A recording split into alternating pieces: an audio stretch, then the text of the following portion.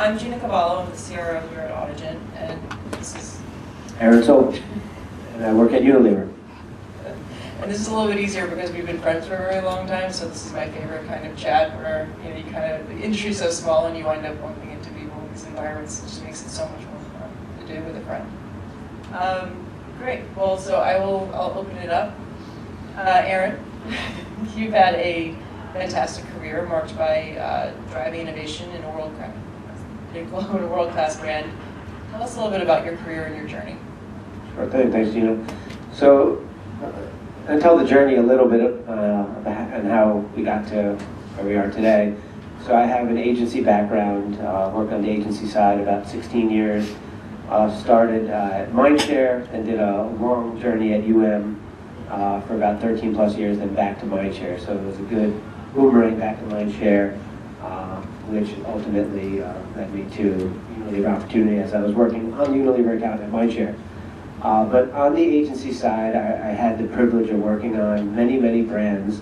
The majority of the experience, around 75% of the time, was on iconic brands like Microsoft, Fiat Chrysler Automobiles, Coca-Cola, and then kind of ran the gamut from small to medium-sized businesses across most categories. Not every category, but most categories. And I always worked on the investment side, coming up very much more in your traditional video world, but I think I've lived through the future of video and the progression as it's become more digital, and then eventually being able to be responsible for investment across all digital channels. And it was really that progression that brought me back to Mindshare, which I worked on from the investment side. We kind of broke it up as two areas. One was more the National Reserve investment versus like the biddable investment. And I was overseeing the National Reserve investment for Unilever, and that led to a great opportunity where I had the privilege of working with Rob Master and Luis DeComo and other incredible marketers, and joining the team at Unilever last year. And this is just the beginning of year 2. Can you tell us a bit about what you're focused on at Unilever? Sure thing. So my current role is overseeing investment and paid partnerships across the Unilever portfolio. And that's inclusive of holistic media. That's your national media plus retail media combined. So what's that transition like? Because I also started my career on the agency side, so I have a different view of when you go from agency to the sales side. But what was it like going from the agency side to the brand side? Coming up on the agency side, it was always kind of a thought in my mind of it was a great career progression. Working on so many accounts, I had the privilege of learning from so many incredible clients who are still very active in the industry, and I always thought that, wow, that's something that I would really love to be for an agency team. I love my agency experience, and I think it allows you to get exposed to such a wide area of media and really develop chops, and really there's no boundaries of what you can learn, right? You can continue to learn and get exposed to everything on the agency side, which was brilliant. But I always felt that this is something that I would aspire to do. But to be honest with you, the opportunity kind of just, the stars aligned, and right place, right time, that I was able to go throw a hat in for the opportunity, and I'm so grateful to land at Unilever last November. But I think the biggest thing, one of the biggest things is when you go to Unilever, it's you have a relatively small marketing team and a smaller media unit within that marketing team within a very, very large company. Versus when you're at the agency, you walk through those doors with everybody who eats, sleeps, breathes, drinks media, right? So you could just geek out on media all day, when internally you are trusted to be the center of excellence for media and know how to get the job done across all your brands. And for an account like Unilever, it's a very robust company with a very diverse portfolio. So really being able to work with all the key stakeholders in brand marketing, but also on the commerce side, the customer side, with your data folks. So you're really, kind of a nice internal facilitator for the media practice, but you have the job to be a great leader to your agency, because it's a critical partnership that we can't do the job without our agency, with our agency teams, and we value them tremendously. And so that's one of the things that I aspire to do, is continue to be, a person that can inspire them, push them, and continue to be proud of them of the efforts they do on behalf of Unilever. That's great. I always feel like when you're an agency person, it either makes you a more empathetic client or a more difficult client. I'm not sure. Well, I must say, because you're saying that, I think in the progression of a year, I would say the first couple months, you can't help but still think exactly like you're an agency person, right? And I think it's good. There's a reason why that experience is valued, but you also have the agency to do that, and you have to trust, and you have a different job to be done internally. So if you want to hold to that old responsibility, you should probably stay there, right? You have to let go and trust, and you give feedback. You give feedback and build. You co-build together, right? You have to be open-minded, because there's a lot of brilliant minds who might think differently and are looking to bring solutions that benefit the future. So I would say in year 2, it's much different than year 1, because now we've separated with them. Awesome. Let's talk performance. So how do you approach performance in your role? And maybe something that you're really proud of, like an example that you can share with us. Perfect. Well, before we dive into performance specifically, because I think our take on it may be a little bit different than others. I think in general performance can have many point of views, but I want to frame it first. What's happened at Unilever in the past couple months. Starting July 1st, we just transformed our company. The complete structure is one of the biggest in 2 decades. I've heard changes that we went from more of a matrix style corporation to a category-based business model, where we have 5 main categories now: personal care, beauty and well-being, nutrition, ice cream, and home care. And the idea is that we're a more simple, more agile organization that's really more accountable to that specific business. So when personal care needs to make decisions, it is not going to get slowed down by a decision for, let's say, Hellmann's or Klondike, right? So you own your business, and there's new leadership within each business level, and that was how we feel that we could be, one way that we could be fit for the future. But with that, as we clicked down, we also restructured our marketing teams, and we've been thinking about our marketing as end-to-end marketing, end-to-end media, and we could say end-to-end performance marketing. But what does that mean? For us, is it's not your traditional definition of, let's say, performance media. That's not lower funnel conversion. It's all media is performance media. All media has a job to be done, different KPIs. And our expectations that all media will perform, right? And we've transformed our teams to be more integrated. We have our media hubs now include audience specialists, data specialists, measurement specialists, planning strategists, and so forth. That we all can sit together, truly in an integrated hub, to make decisions on what the plan, should look like for the year. But most importantly, coming back to the performance side of things, is how do the plan is never set and forget. How can we move forward and progress and make changes throughout the year that can be correlated to business outcomes. And ultimately, for myself, I sit sort of side by side with these new media hubs as the head of investment for the portfolio. So as I mentioned, there's 5 business units, 5 categories. We call that the focus of 5, but the power of 1. So I have one of a few people within Unilever that is really focused on the power of 1, that we're able to help aggregate, the needs of the focused business units, but to still be one Unilever in the marketplace. There's obviously benefits from that, just in terms of process and efficiencies, but also from value benefits as well. So tell me something that you worked on that you're super proud of. Give an example. So with this change, and I think it's really how we're looking at things holistically. So when I say that I'm responsible for national and retail media investment, it's not two different plans, right? It's one plan, one media plan. How does it all work together? And I think that view of how everything works together is really allows you to digest, not only what you're doing, but potentially what the consumers are seeing, right? And like to them, do they know the difference of a retail display ad versus a national display ad, right? Probably not thinking about it like that too much, but they're seeing a lot of that same type of ad. So I think it gives you the opportunity to think as a marketer, but also in the seat of a consumer of what they're viewing. And for me, I think there's just so many neat things. Like we talk about, in this world of digital possibilities, our goal of media is to be able to build brands and drive frictionless commerce, right? So what I'm proud of is how we're applying that attitude to our plans, that how can we build brands and drive frictionless commerce. And what gets me most excited, is probably sometimes when you can do that seamlessly.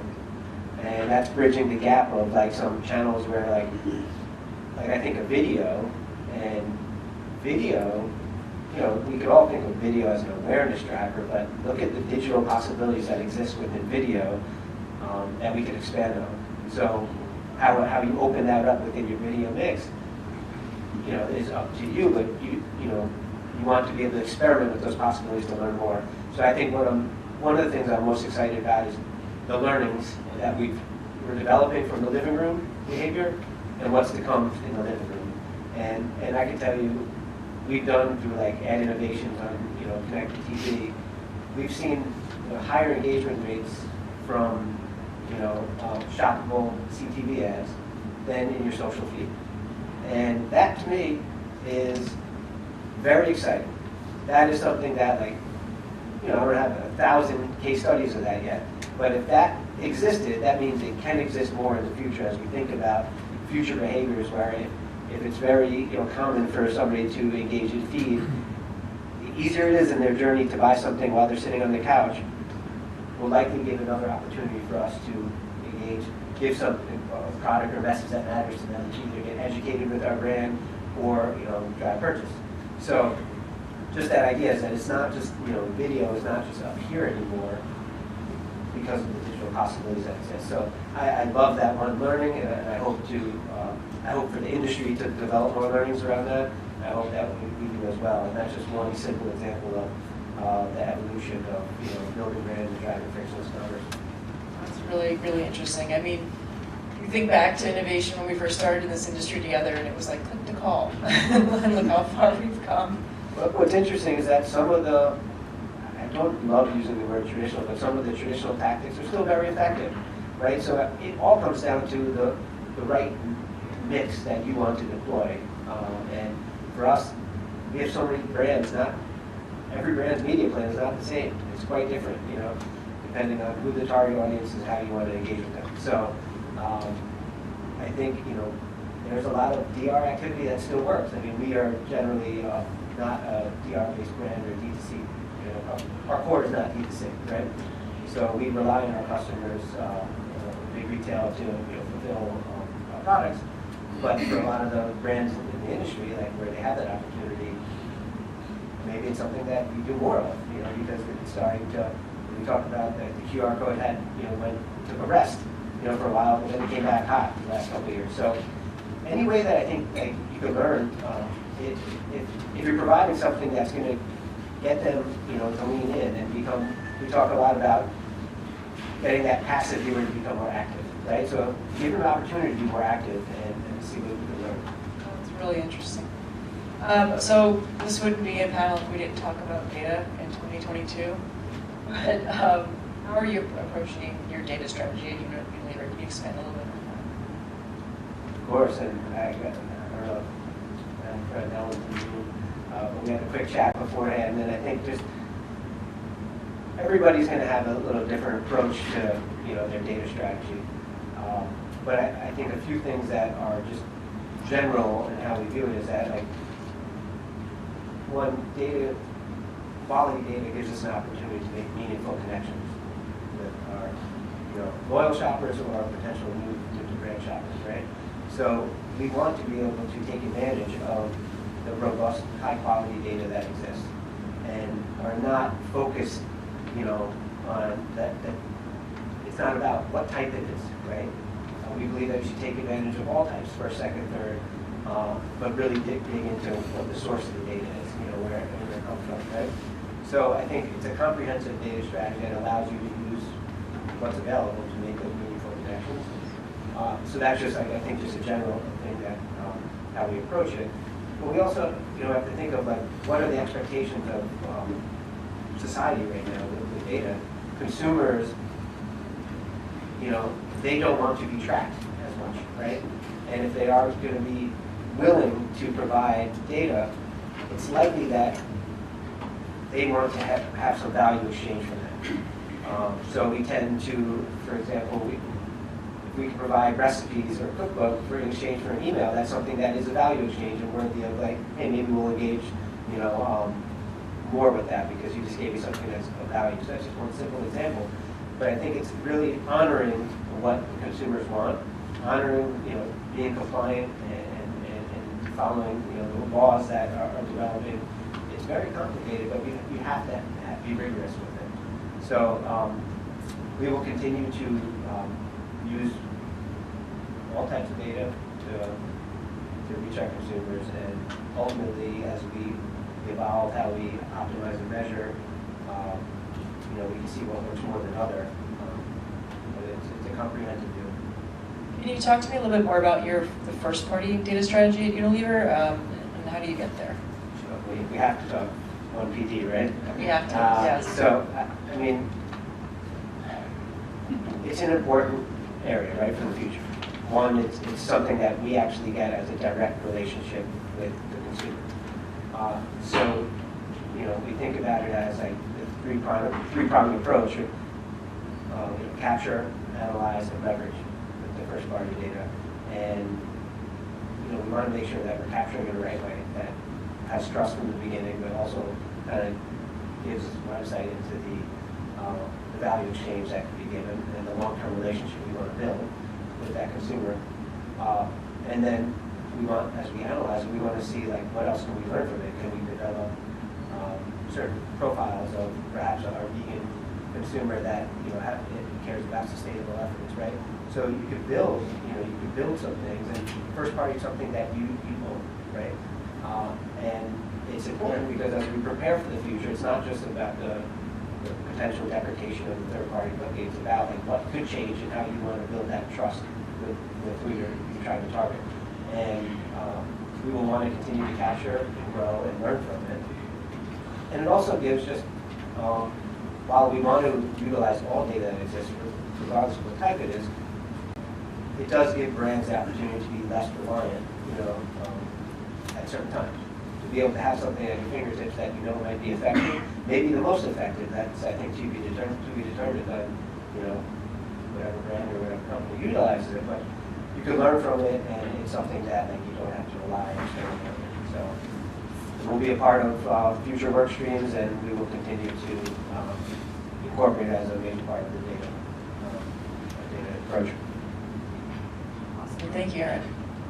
Last question. So I think, so much of this conversation and dialogue has been around deprecation of cookie, first-party data, as we've been talking about. But, I think some of the reasons why a lot of us love this industry is innovation. So beyond that, I think we've been, talking about this ad nauseum over the last couple of years. What's something innovative that you're really excited about? I know we talked a bit about shoppable video and CTV, but is there another area that you see as being really exciting for the future of our industry? Yeah, I think as for those who know me, or I'm excited to get to know more people, I'm passionate about this. Is what I'm excited about. I'm excited about the possibilities. When we talk about the digital possibilities that exist, it's, we say we want to be able to experiment, learn quickly for low out of pocket. The point of experimentation is to do exactly that. So if it works, let's do it more, right? So I think as an industry, we need to think about what are those opportunities to experiment that aren't stuck on this threshold, right? Because why can I justify? I can't necessarily justify the investment in this learning, right? Or do I have to wait 120 days to learn from it when I want to learn, in a 14-day window? So I think just in general, that mentality is something that we, that's how we think about innovation. Experiment, learn quickly, put all out of pocket, so that we can experiment more and drive learning for the future. Because there's so much to learn. I love the opportunities within video. We've seen it between like connected TV providers and retailers, but forging good partnerships. That's there. But I'm also, I think, coming back to full circle, where we're at is end-to-end media, end-to-end performance marketing. Is really thinking about the holistic plan and the connectivity of the plan. So think about the consumer and how the consumer, can integrate with different media channels. They don't think of it as display, video, social, text. But so I love like things like bridging like AR technology from platforms and bridging that with at home, for example, to give the experience more than just viewing a board, right? So I think about experiences that we can give within innovation is definitely an area that could be like those two channels I just suggested, or other channels, how they live together. So really thinking about just the connectivity of the plan and how we can innovate really quickly. Awesome. Well, I think we are at time. I'm getting the. Yeah, I think we're right. And are we not doing Q&A with these guys? Do you want to? You could do one question. Your call. You want? I guess we have hand raised, so we can do some Q&A. I'm really impressed that you joined retail, media, and national together. Are there special considerations? Every time I talk to a brand and ask who's in charge of retail media, I get a different answer. Sometimes it's like the promo people and the merchandising, and sometimes it's the head of media investment. But are there special considerations when you think about it at Unilever? Do you look at it in the same way you would? Because in the most delicate way possible, Audigent can get you in front of black tea drinkers, but they don't have any influence on your merchandising or shelf space or taking tips. So how do you think about that, and what is your relationship with retail media when you're looking at total investment and just pure strategy going forward? Are there other special considerations? Yeah, well, I think just one other build is they might be able to get us in front of it, but the measurement is different, right? This is something, the retailers sit on two very strong promises of the high quality data that they get of your shopper and the ability to measure it, right? And there's obviously other ways to get measured, do measurement, but that is something that, I like to think of as the two cornerstones of like the offering within retail media. But for us, it's just like we reorged our company to be end-to-end. It's still a work in progress, right? This is, I generally say, it's a general statement, but retail and media, the majority of the companies were birthed in the last 5 years, and they're popping up left and right right now. So it's a space that requires, just learning and collaboration. So to me, it's not, I would never answer to say there's one person who makes, it's a collection of people come together based on the complex dynamics of working with the customer, right? So there's a relationship that we want to build gold standard partnerships with them from a media standpoint, but also nurture and develop our overall partnership. So it's still very cross-functional. Last question. Hi, Greg from Goodloo. What are your thoughts on purpose-driven advertising, and how does that play a role in media investment at Unilever? So, purpose is at the core of what Unilever does, and we've been marketing with purpose for decades, right? We know it really helps build our brands, but really uses media as a force for good for our brands and society.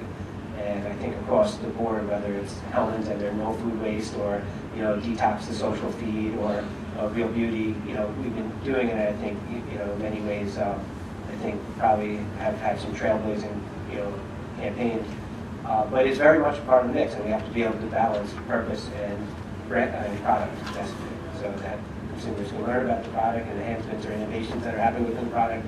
We also know what we're about, right?